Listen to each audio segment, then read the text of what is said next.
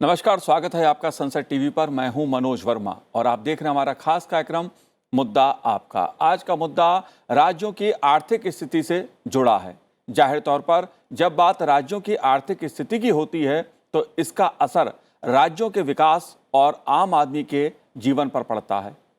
लोक लुभावन राजनीति भी राज्यों की वित्तीय स्थिति को प्रभावित करती है। रिजर्व बैंक ऑफ इंडिया की एक रिपोर्ट के अनुसार मार्च 2022 के अंत तक राज्यों का संयुक्त ऋण जीडीपी अनुपात 31% पर रहना अपेक्षित था, जो 2022-23 तक हासिल किए जाने वाले 20% के लक्ष्य से चिंताजनक रूप से अधिक है। रिजर्व बैंक की इस रिपोर्ट में राज्यों की वित्तीय स्थिति को लेकर कई सवाल खड़े किए गए हैं। कई पहलू हैं। पंजाब, कर्नाटक, केरल, झारखंड, राजस्थान और पश्चिम बंगाल सहित 20 से अधिक ऐसे राज्य हैं जो बढ़ते कर्ज के बोझ तले दबे जा रहे हैं और इन राज्यों की अर्थव्यवस्था संकट के दौर से गुजर रही है। इसलिए मुद्दा आपका में आज बात करेंगे लोक लुभावन राजनीति और राज्यों की वित्तीय स्थिति की। लेकिन कई सवाल हैं। मसलन क्या क्या मिले मुफ्त, कब तक मिले मुफ्त, मुफ्त डिलीवरी का आदर्श तरीका क्या हो, क्या वित्तीय सीमा होनी चाहिए, जो मुफ्त की राजनीति है उसकी क्या मर्यादा या क्या सीमा होनी चाहिए। जाहिर तौर पर यह सवाल अक्सर उठता है कि आखिर चुनाव के लिए मुफ्त का वादा क्यों। चर्चा करने के लिए खास मेहमान हमारे साथ जुड़े हुए हैं। EGROW फाउंडेशन के CEO प्रोफेसर चरण सिंह जी हमारे साथ जुड़े हुए हैं। चरण सिंह जी, आपका स्वागत है संसद टीवी पर। साथ ही हम बात करेंगे वित्त मंत्रालय के पूर्व सचिव अशोक कुमार झा जी से। अशोक जी, आपका भी बहुत बहुत स्वागत है।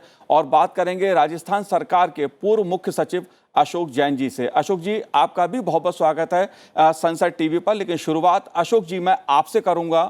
राज्यों की जो स्थिति उभर के सामने आ रही है, खासतौर से रिजर्व बैंक ऑफ इंडिया की जो रिपोर्ट उभर के सामने आई है, 20 राज्य कर्ज से दबे हुए हैं, लेकिन मुफ्त की राजनीति, मुफ्त के वादे दुनिया को पता है। चुनाव जीतने के लिए मुफ्त की राजनीति, इसे आप कैसे देखते हैं? ये सवाल मेरे लिए है या? हाँ अशोक जी, मैं आपसे जानना चाह रहा हूँ। मुझसे जान नहीं, ये जो आपने बताया ये बिल्कुल सही है कि बहुत सारे स्टेट्स हैं जिनका कि डेट टू जीडीपी रेशियो बहुत ऊंचा है जी। इनफैक्ट अगर आप पूरे देश का देखें तो अभी एस्टिमेट है कि हमारा करीब 90% डेट टू जीडीपी रेशियो है, जबकि होना चाहिए करीब 60%। तो इसमें जो मेन कारण ये है कि राज्यों ने अपने इलेक्शन के तौर पे बहुत सारी चीज़ इन्होंने मुफ्त देने का वादा किया है जी। और जैसे कि फ्री बिजली, फ्री पानी, फ्री फर्टिलाइज़र। इसका नतीजा ये हुआ है पंजाब में कि जहाँ की राइस नहीं ग्रो करना चाहिए था, वहाँ हम बहुत राइस ग्रो कर रहे हैं। इससे ग्राउंड वाटर का भी डिप्लीशन हो रहा है। इससे पूरा जो एरिया का जो ये एग्रो क्लाइमेटिक कंडीशन है वो ख़राब हो रहा है। तो इसका तो कोई इसको ठीक करने के लिए तो काफ़ी सख्त कदम लेना है। लेकिन मैं ये भी स्पष्ट करना चाहता हूँ कि debt to GDP ratio state का हो या सेंटर का हो, ये बाय इटसेल्फ इसमें कोई खराबी नहीं है। अगर डेट हम इनकर करें प्रोडक्टिव यूज़ के लिए ताकि स्टेट का या देश का इनकम बढ़े, तो उसमें कोई दिक्कत नहीं है। लेकिन मुश्किल ये है कि ये जो हम अभी GDP ratio, debt to GDP ratio इतना जो बढ़ गया है, इसको हम कोई प्रोडक्टिव यूज़ के लिए इसको पैसा नहीं दे रहे हैं। ये फ्रीबीज दे रहे हैं लोगों को। इलेक्शन के वादे हैं और इनको पूरा करने के लिए बहुत मुश्किल होगा वो स्टेट्स को। लेकिन अशोक झा जी, देखिए अशोक झा जी, मैं आपसे समझूंगा। पंजाब की स्थिति पे खासतौर से मैं बात करूंगा क्योंकि पंजाब की जो आर्थिक हालत है वो इतनी चिंताजनक है कि उसको लेकर लगातार सवाल उठ रहे हैं। लेकिन फिर भी मुफ्त में बहुत सी चीजें घोषित की जा रही हैं, बांटी जा रही हैं। लेकिन चरण सिंह जी, मैं आपसे समझना चाहता हूं देश के राज्यों की हालत। जिन राज्यों पर आर्थिक बोझ बढ़ चुका है, देश के कई राज्य ऐसी स्थिति में हैं कि अगर केंद्र सरकार का सहयोग नहीं होता, अगर हमारा संयुक्त जो हमारी व्यवस्था है वो नहीं होती, संघीय व्यवस्था, तो श्रीलंका जैसी हालत हो जाती, ग्रीस जैसी हालत हो जाती राज्यों की। आप कैसे देखते हैं इस स्थिति को? इसमें कोई शक नहीं है जी कि देश में कुछ राज्य ऐसे हैं जो गैर जिम्मेवारी के साथ कुछ अपने अनाउंसमेंट्स करते हैं। आप पंजाब की बात आप कह रहे हैं, बाद में आएंगे, पर जी मैं एक पंजाब का एक आंकड़ा आपको देता हूँ, उसके बाद फिर आगे बात बढ़ाते जी हैं। पंजाब का जो ऋण टू इनकम रेशियो है, जिसको डेट टू जीडीपी रेशियो कहते हैं, वो 50% से ज्यादा है। सब राज्यों से सबसे ज्यादा है। और अगर आप उनका ग्रॉस फिस्कल डेफिसिट देखेंगे, घाटा जो वित्तीय वर्ष में होता है, वो भी बहुत ज्यादा है, सबसे ज्यादा है। अभी अगर इस हालात में अगर आप बोरोइंग कर रहे हैं वो ऋण लेते जा रहे हैं, और ऋण जी लेना मजबूरी इसलिए हो रहा है कि आपका जो रोजमर्रा सरकार चलाने का खर्चा है वो करीब 90% टोटल खर्चे का आ जाता है। रेवेन्यू एक्सपेंडिचर कैपिटल एक्सपेंडिचर का 90% है। जी इसका मतलब है कि आप जितना भी नया ऋण ले रहे हैं उससे कोई नई चीज नहीं बना रहे हैं जिससे कुछ इनकम बन पाए। तो आप एक डेट ट्रैप की सिचुएशन में चले जाते हैं, क्योंकि आपने ऋण लिया हुआ है और आपका जो रेवेन्यू रिसीट्स हैं, जो आपके टैक्स पेमेंट्स आ रही हैं, उसका 20 से 25% सिर्फ ऋण उतारने में ऋण का इंटरेस्ट देने में, ऋण उतारने में नहीं, जी सिर्फ ऋण का इंटरेस्ट देने में जा रहा है। अगर ऐसी स्थिति हो जाए तो आप एक डेट ट्रैप में आ जाते हैं। तो इसके उभर के कैसे आएंगे? तो कोई इसमें शक ही नहीं है कि जी राज्यों को भी, और कई राज्य बहुत अच्छा चलते हैं, बहुत जिम्मेवारी के साथ चलते हैं, तो इसमें कोई शक नहीं है। अगर केंद्रीय सरकार इन राज्यों को मदद ना दे तो इन सरकारों की हालात बहुत गंभीर हो सकती है। और जी इसी क्योंकि ये पंजाब की बात आई, और लेटेस्ट यही खबर है कि पंजाब के जो मुख्यमंत्री हैं वो प्रधानमंत्री जी से आके मिले थे और कह रहे थे कि हमें पंजाब के लिए इतना कुछ चाहिए। ये एक उदाहरण है, पर ये एक स्थिति भी है बाकी राज्यों में भी। सिर्फ पंजाब तो क्योंकि उभर के आउटलायर बन के सामने आ गया है, पर बाकी राज्यों में भी ऐसी स्थिति है। जैसे आप देख लीजिए राजस्थान, वो भी थोड़ा, उनकी भी स्थिति बिगड़ रही है। जी आंध्र प्रदेश की भी स्थिति बिगड़ रही है, और केरला की भी स्थिति बिगड़ रही है। तो इसलिए थोड़ा ध्यान रखना पड़ेगा कि सारे राज्यों को, बाकी राज्य अच्छे भी हैं, पर जी राज्यों को ध्यान रखना पड़ेगा कि इनकी वित्तीय स्थिति कहाँ है और इसका असर क्या होता है। एक अखीरली बात कह के मैं आगे आपको वापस आता हूँ। जी अगर आप कैपिटल एक्सपेंडिचर नहीं कर रहे हैं, इसका मतलब आप इन्वेस्टमेंट नहीं कर रहे हैं, इसका मतलब फ्यूचर ग्रोथ को कॉम्प्रोमाइज कर रहे हैं। तो वो जो आज की वित्तीय स्थिति है वो आगे का क्या भविष्य होने वाला है उसको दिखाती है। जी तो वो बिल्कुल अच्छी चीज नहीं है। बिल्कुल। मैं पंजाब की बात करूंगा। पंजाब एक ऐसी केस स्टडी है देश में जिसपे सबसे ज्यादा इस समय आर्थिक दबाव है। लेकिन अशोक जैन जी यहां पर मौजूद हैं, हमारे साथ जुड़े हुए हैं, राजस्थान के पूर्व सचिव हैं। मैं आपसे समझना चाहता हूं राजस्थान की स्थिति। राजस्थान के भी आर्थिक हालात अच्छे नहीं हैं। आर्थिक जो कर्ज है, ऋण है, उसका दबाव बहुत अधिक है। क्यों है यह दबाव और मुफ्त कब तक? देखिए, ये हम एक वेलफेयर स्टेट में रह रहे हैं। जी हमारा जो प्रजातंत्र है वो वेलफेयर ओरिएंटेड है। तो हमें ये तो मान के चलना पड़ेगा कि राज्य सरकार हो या केंद्र सरकार हो, कुछ ना कुछ तो हमें सब्सिडीज और फ्रीबीज लोगों को देते रहना पड़ेगा, देते जी आए हैं, और ये दी जाती रहेंगी, दी जानी चाहिए। क्योंकि कुछ सब्सिडीज और कुछ जो फ्रीबीज हैं वो जो गरीब तबके के लोग हैं, कमजोर वर्ग हैं, वल्नरेबल लोग हैं, उनके लिए ये आवश्यक हो जाता है। जी लेकिन ये बात सामने आती है, जैसा कि अभी पंजाब का उदाहरण दिया गया और कुछ अन्य राज्यों का भी उदाहरण दिया गया, कि इन फ्रीबीज और इन सब्सिडीज की कोई ना कोई सीमाएं होनी चाहिए। जी और वो सीमाएं जो है राज्य की आर्थिक स्थिति को देखते हुए तय की जानी चाहिए। जी लेकिन हो ये रहा है कि हर बार जब भी चुनाव आते हैं तो राज्य सरकार, कोई भी, चाहे चाहे वो किसी भी पार्टी की सरकार हो या कोई भी पार्टी चुनाव में हो, तो वो एक इस तरह के अनफेयर कंपटीशन में उतर जाते हैं कि हम ज़्यादा से ज़्यादा बढ़ करके फ्रीबीज की घोषणा करें, सब्सिडीज की घोषणा करें कि जी हम ये देंगे या वो देंगे, ये फ्री देंगे या इतना यूनिट बिजली फ्री देंगे, पानी फ्री देंगे, आदि आदि बहुत सारी चीजें घोषित की जाती हैं।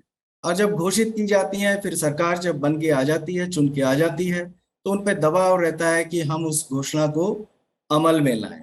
ये ऑफ लेट जो है ये चीजें होने लग गई हैं, और इस कारण से सरकार जैसे ही चुन के आती है, वैसे ही आते ही वो पहला कदम के रूप में या पहले कुछ महीनों में, कुछ दिनों में ही उनको घोषणाओं को, और खास तौर से जो ऐसी पॉपुलिस्ट घोषणाएं होती हैं, उनको अमल में लाने लग जाती हैं। जी तो उसके कारण क्या होता है कि जो घोषणाएं की गई हैं, जो फ्रीबीज घोषित की गई, उनका बर्डन सरकार के आते ही शुरू हो जाता है, और वो पूरे 5 साल या जब तक वो सरकार रहती तब तक रहती।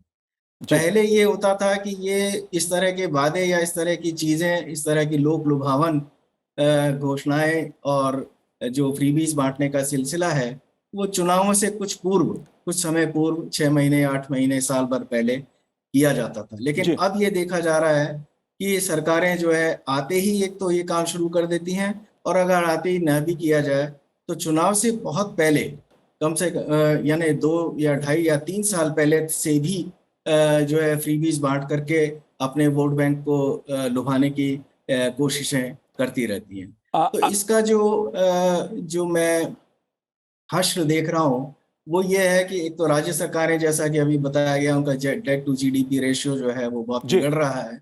उनके ऊपर कर्ज का बोझ जो है वो बढ़ता जा रहा है। लेकिन राज्य सरकारों के अलावा जो राजकीय उपक्रम है, जो विशेष तौर से सेवा संबंधी उपक्रम है, लाइक जी जैसे कि डिस्कॉम्स हैं, जैसे कि ट्रांसपोर्ट के उपक्रम हैं, आदि आदि बहुत सारे हैं, उन पर भी बोझ बढ़ता जा रहा है। उनके उनके उनको जो सब्सिडाइज करने के लिए सरकारों के पास पैसा नहीं होता, और सब्सिडी घोषित कर दी जाती है, जैसा पंजाब में अभी चरण सिंह जी ने भी कहा और झा साहब ने भी कहा कि 300 यूनिट बिजली जो है प्रति परिवार फ्री दी जा रही है। अब उसका पैसा कहाँ से जी आएगा? बिल्कुल अशोक जी। ऑब्वियसली डिस्कॉम तो नहीं दे सकती है, सरकार को ही देना पड़ेगा। डिस्कॉम्स की हालत जी बहुत खराब बिल्कुल है, सभी जगह, सारे बिल्कुल स्टेट्स अशोक में जैन जी, खराब मैं है। मैं यही सवाल उठा रहा हूं, यही सवाल मैं उठा रहा हूं क्योंकि राज्य जो हैं वो जनता का विकास चाहते हैं। जैसा आपने कहा कि कल्याणकारी योजनाएं भी राज्यों के एजेंडे में प्राथमिकता में शामिल होती हैं, लेकिन जनता का कल्याण तभी होगा ना जब राज्य के पास पैसा होगा। अशोक जी झा जी, बिल्कुल, अशोक आप झा जी, एकदम जी सही अशोक जैन जी, सही कुछ आप कह फरमा रहे हैं? रहे हैं। जी जी नहीं, मैं हाँ ये सर। कहना चाहता था कि अभी जो हो रहा है हमारे देश में, हर एक प्रांत में, ये एक तरह से रेस टू द बॉटम। हर एक पॉलिटिकल पार्टी ये प्रॉमिस करती है कि हम ये, अगर हम चुनाव जीतेंगे तो हम आपको ये फलाना फलाना फ्री भी देंगे। और ये, जिसको मैंने कहा कि ये रेस टू द बॉटम है, कि बिल्कुल आप वो अपना बिल्कुल खजाना को कंगाल करके आप इलेक्शन जीतने का कोशिश करते हैं। तो ये तो मैं नहीं समझता हूँ कि ऐसा सिलसिला ज़्यादा दिन चल सकता है, जी क्योंकि अब कुछ देश हैं जो कि अभी बताया गया कि कुछ वो डेट ट्रैप में फंस रहे हैं, कुछ स्टेट्स। डेट ट्रैप का मतलब ये हुआ कि उनको फ्रेश डेट का रिपेमेंट के लिए, के लिए उनको फ्रेश डेट लेना पड़ता है, तब जाके वो रिपे कर सकते हैं पुराना जो डेट लिया है। तो इसमें तो पैसे तो बचेंगे नहीं, डेवलपमेंट के लिए पैसे बचेंगे नहीं, कुछ लेकिन सोशल अशोक इंफ्रास्ट्रक्चर जी, के लिए या फिजिकल अशोक झा जी, इंफ्रास्ट्रक्चर के लिए। अशोक झा जी, केंद्र सरकार ने 2016 में एनके सिंह जी के नेतृत्व में, उनकी अध्यक्षता में एक राजकोषीय कमेटी बनाई थी इस तरह की, उसकी विचार विमर्श के लिए कि कैसे राज्यों की जो आर्थिक स्थिति है उसको संभाला जाए, कैसे एक समन्वय के साथ राज्यों को आर्थिक मजबूती मिल सके। मेरा सवाल आपसे ये है कि मुफ्त के रूप में अगर कल्याणकारी हम बात कर रहे हैं लोगों के लिए, तो क्या चीज मुफ्त में देनी चाहिए और कितने समय तक देनी चाहिए, मैं तो किसे ये देनी समझता चाहिए? हूँ कि मुफ्त में अगर देना है तो जी सिर्फ जो पुअरेस्ट ऑफ द पुअर है उनको आप इनकम ट्रांसफर कर दीजिए।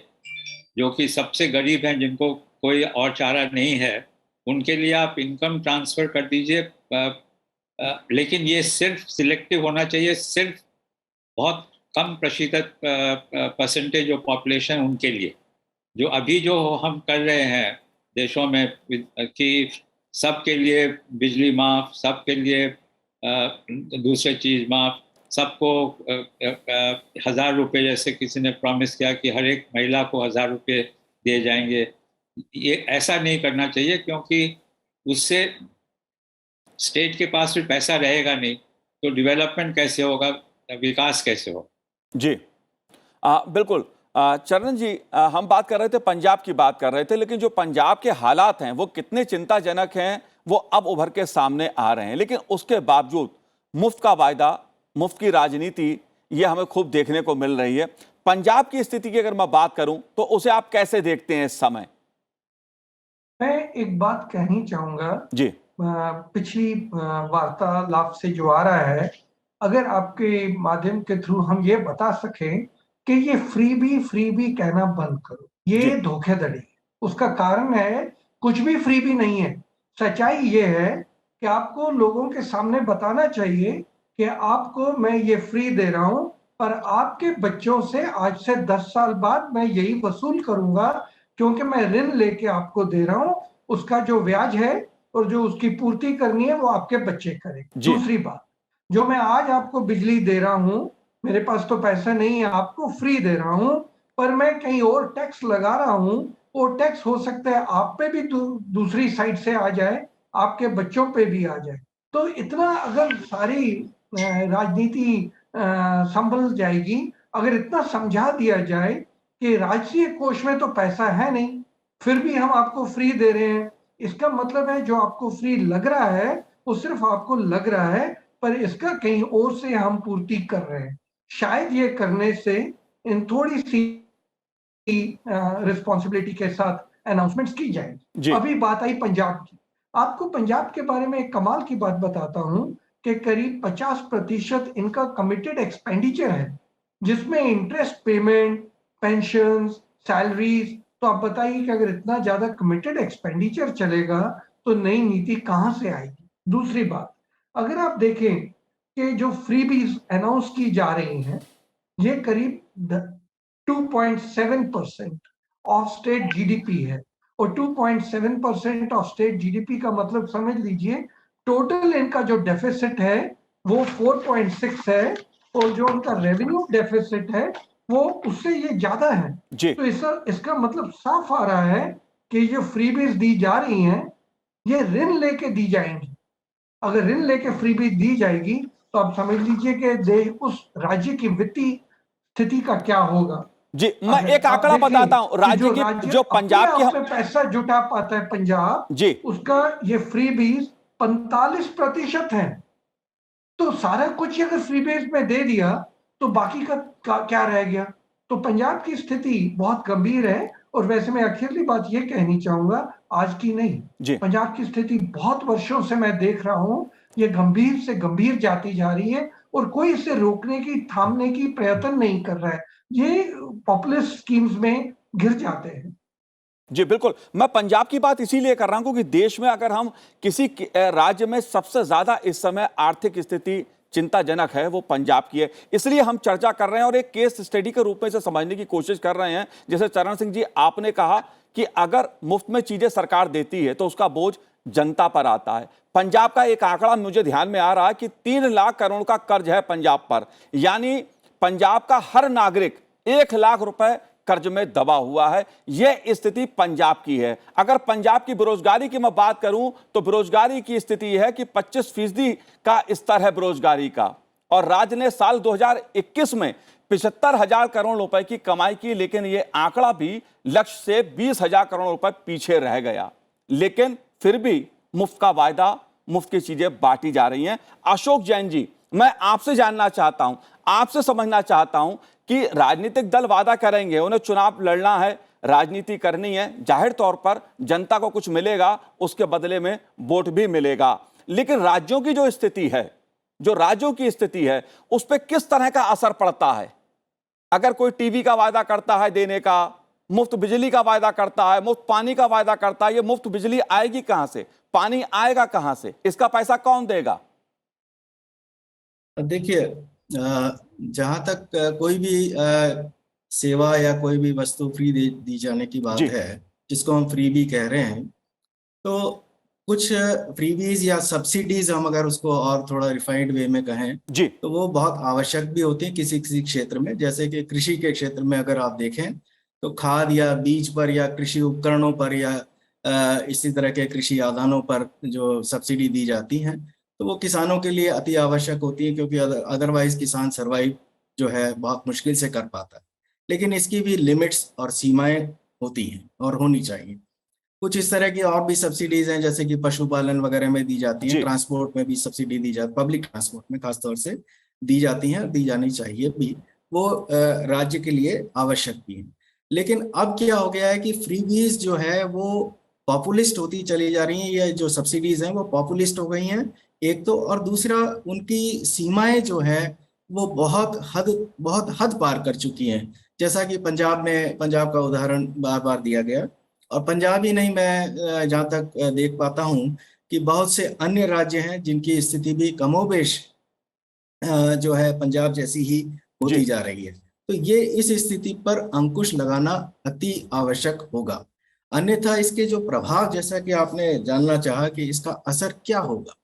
अब इसका असर ये होता है, एक तो जैसा निश्चित रूप से सामने आ रहा है कि राज्य सरकारें क्या कर रही हैं कि ऋण लेकर के और इस तरह की सब्सिडीज या फ्रीबीज जो है दे रही हैं। उससे उससे ये हो रहा है कि जो विकास कार्य के लिए जो पैसा चाहिए वो या तो मिल नहीं रहा है, जी। जी, बिल्कुल। या कम मिल रहा है, या अपेक्षाकृत और कम होता चला जाएगा भविष्य में, और उसका जो खामियाजा है वो भुगतना पड़ेगा, हमें जनता को भुगतना पड़ेगा। ये स्थिति जो है राज्यों की जो ऑटोनोमस बॉडीज हैं, खासतौर से लोकल जी, बिल्कुल। बॉडीज है, उनमें भी आ चुकी है, क्योंकि राज्य सरकारों ने जो है बढ़ चढ़ करके लोकल बॉडीज के नाम पर भी जो ऑफ बजट बोरोइंग कहलाती है वो जी। बोरोइंग्स की है, और उससे अपनी जो एफआरबीएम की लिमिट्स है उससे जी, अशोक झा जी, मैं आपसे समझना बाहर चाह रह रहा हूँ करके एक वो बात। वो बोरोइंग करते अशोक चले झा गए जी, और अपनी बोरोइंग को बढ़ा लिया। जी, अशोक झा जी, मैं आपसे भी जानना चाहूंगा एक बात, क्योंकि जो आंकड़े उभर के सामने आ रहे हैं, जो तस्वीर उभर के सामने आ रही है कि जो राजनीतिक दल हैं वो वादा तो कर देते हैं मुफ्त का, कि मुफ्त में बिजली देंगे, पानी देंगे, लेकिन दरअसल उसका पैसा किसी और मद से लिया जाता है। मतलब स्वास्थ्य के बजट में कटौती की जाती है, शिक्षा के बजट में कटौती की जाती है, या किसी दलित योजना में कटौती की जाती है। दलितों के लिए जो कल्याणकारी योजनाएं होती हैं उसमें से पैसा निकालकर मुफ्त की बिजली दी जाती है। कहीं ना कहीं असर जनता पे ही पड़ता है इसका। आप कैसे देख रहे हैं कि स्वास्थ्य के बजट में कमी करके, शिक्षा के बजट में कमी करके मुफ्त में बिजली देना कितना लोक कल्याणकारी काम है ये? नहीं, इसमें वो जो ये ऋण ज़्यादा लेते हैं, जी। इसको डेट का दो सोर्स होता है इसको एक्सपेंडिचर मीट करने के लिए।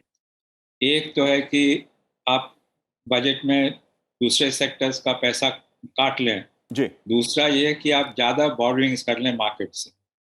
तो अब अगर आप ज़्यादा बॉर्डरिंग, फिस्कल डेफिसिट उसी को कहते हैं कि जो आपका एक्सपेंडिचर ज़्यादा हो इनकम से, तो फिस्कल डेफिसिट बढ़ रहा है स्टेट्स का, इसीलिए इनको ज़्यादा बॉर्डरिंग करना पड़ता है, इसीलिए ये ज़्यादा ये डेट में चले जाते हैं। तो इसका तो और वो जो डेट में जाते हैं फिस्कल डेफिसिट इसलिए बढ़ रहा है क्योंकि ये अपना फ्रीबीज में अपना एक्सपेंडिचर कर रहे हैं। तो इससे तो जो आपने बताया बिल्कुल सही है जी। कि आप एक्सपेंडिचर आपका ज़्यादा हो रहा है, लेकिन फ्रीबीज में एक्सपेंडिचर आपका ज़्यादा होना चाहिए फिजिकल इंफ्रास्ट्रक्चर में या सोशल इंफ्रास्ट्रक्चर में, हेल्थ में, एजुकेशन में। फिजिकल इंफ्रास्ट्रक्चर हुआ, रोड्स हुआ, ये हाईवेज हुआ, पोर्ट्स हुआ वगैरह में। तो ये इसमें इससे तो डेवलपमेंट होता है ना, फिजिकल और सोशल इंफ्रास्ट्रक्चर को बढ़ाने से। जी। तो ये हम उसका एक्सपेंडिचर नहीं कर रहे हैं, फिजिकल डेफिसिट बढ़ रहा है, इसको मार्केट बॉर्डरिंग कर रहे हैं। और जैसे अभी आप जैन साहब ने भी बताया कि वो भी जो भी अभी डेफिसिट है, जो भी हमारा डेट है, debt to state debt to GDP ratio, वो भी एक्यूरेटली मेजर नहीं करते हैं क्योंकि जी। चरण सिंह जी, क्योंकि चरण सिंह जी, मैं आखिरी सवाल आपसे करना चाहता हूं, क्योंकि हाल ही में अप्रैल में जो राज्यों के सचिव हैं उनकी एक मीटिंग हुई, तमाम जो वरिष्ठ नौकरशाह होते हैं, प्रधानमंत्री के साथ वो मीटिंग हुई थी। उसमें इसी बात पर चिंतन किया गया देश की अर्थव्यवस्था के लिहाज से। तो कई राज्यों के सचिवों ने यह बात कही कि राज्यों में कई ऐसी घोषणाएं की जाती हैं जो व्यवहारिक नहीं होती हैं। खासतौर से अगर बात की जाए पंजाब, दिल्ली, तेलंगाना, आंध्र प्रदेश, पश्चिम बंगाल, इन राज्यों में तो लोक लुभावन घोषणाएं बिल्कुल व्यवहारिक नहीं थी। वहां के कई अधिकारियों ने ये बात कही, इन राज्यों के अधिकारियों ने अपनी बातें रखी और कहा कि कुछ ना कुछ करने की जरूरत है। क्या करने की जरूरत है? क्योंकि जाहिर सी बात है, किसी राज्य के पास पैसा नहीं होता है तो वह केंद्र सरकार से पैसा मांगता है, फिर राजनीति शुरू होती है। लेकिन केंद्र सरकार की भी अपनी सीमा है। जी बिल्कुल, आपने बिल्कुल सही कहा और ये सच्चाई भी यही है। किसी भी राज्य में कोई परिस्थिति गंभीर होती है, सीधा केंद्रीय सरकार पे आ जाते हैं और जब केंद्रीय सरकार के पास आते हैं और केंद्रीय सरकार अगर सहायता ना दे तो पूरी नई किस्म की राजनीति शुरू हो जाती है, जो ग्रोथ के लिए अच्छी नहीं है। पर मैं एक बात कहनी चाहूँगा जी कि केंद्रीय सरकार को भी एक मिल-जुल कर नीति निकालनी है कि किस चीज़ पे हम सब्सिडी देंगे और क्या-क्या आप पॉलिटिकल रीज़न के लिए या किस हद तक दे सकते हैं। एक बात और मैं कहनी चाहूँगा, जी फ्रीबी और सब्सिडी में थोड़ा अंतर करना जी ज़रूरी है। बिल्कुल। फूड सब्सिडी है, ठीक है हमें अनाज मिल रहा है, पर वो पूरा खाना नहीं है। पेट्रोलियम सब्सिडी है, मुझे खुद भी पैसा देना पड़ता है, कुछ कंपोनेंट उसका है, पर फ्रीबी जब होती है, फ्रीबी एकदम जगह ₹1000 हर महिला को दिया जाएगा, कहाँ से आएगा? अगर राज्य के पास पैसा नहीं है, ज़्यादातर ये देखा जाता है और पंजाब में ये देखा जा रहा है कि आप फिर शराब के ठेके बढ़ा देंगे और शराब की लत लग जाएगी और लोग आपका पैसा तो वहां से आ जाएगा जी पर लोगों की प्रोडक्टिविटी पे फर्क पड़ जाएगा। तो फ्रीबीज को बहुत सोच समझकर यूज करना बेटर होता है, सब्सिडी को भी सोच समझकर यूज करना होता है। कहीं ये ना हो कि आगे जाके वित्तीय स्थिति इतनी गंभीर हो जाए, इतनी खराब हो जाए कि प्रोडक्टिव चीजों से पैसा रेज करने की जगह शराब के ठेके से पैसा रेज किया जाए, तो जी लोगों की सेहत के लिए भी वो अच्छा नहीं है। तो जी मुझे लगता है केंद्रीय सरकार को एक मिलजुल कर एक नीति बनानी पड़ेगी जिसमें साफ स्पष्ट होगा कि आप कहां-कहां पर फ्रीबी दे सकते हैं। आंध्र प्रदेश की अगर फ्रीबी के आप वर्णन देखना चाहें तो पेज नंबर 133 पे रिजर्व बैंक की जो जून की रिपोर्ट है, आइटम नंबर 9 देख लीजिए। जी मैं कहना नहीं चाहूंगा पर उसमें नजर मार लीजिए। मुझे तो लगता है केंद्रीय सरकार को एक पॉलिसी बनानी चाहिए और कहना चाहिए कि इस हद के अंदर रहिए, इससे बाहर मत जाइए, क्योंकि आखिर में तो आप हमारे पास ही आते हैं एज लास्ट रिजॉर्ट। तो जी इसलिए अगर मुझसे ही आके पैसे लेने हैं तो फिर मेरी भी कुछ बात माननी पड़ेगी। बिल्कुल, आपने हद की बात कही। जाहिर तौर पर अगर हद में रहकर, एक मर्यादा के रहकर अगर खर्च किया जाए, वादा किया जाए, तो राज्य की आर्थिक स्थिति मजबूत रहती है और जब राज्य की आर्थिक स्थिति मजबूत रहती है तो उस राज्य में विकास के काम अच्छे होते हैं, लोगों की आर्थिक स्थिति भी अच्छी होती है और उसका असर देश की अर्थव्यवस्था पर भी पड़ता है, देश की अर्थव्यवस्था को भी मजबूती मिलती है। जाहिर तौर पर राज्य और केंद्र सरकार मिलकर ही देश की अर्थव्यवस्था को आगे बढ़ाने का काम करते हैं। आप तीनों ने इस कार्यक्रम में भाग लिया, आपका बहुत बहुत शुक्रिया, बहुत बहुत धन्यवाद हमसे बात करने के लिए। तो आज हमारे इस कार्यक्रम में इतना ही। मुझे दीजिए आज्ञा। नमस्कार।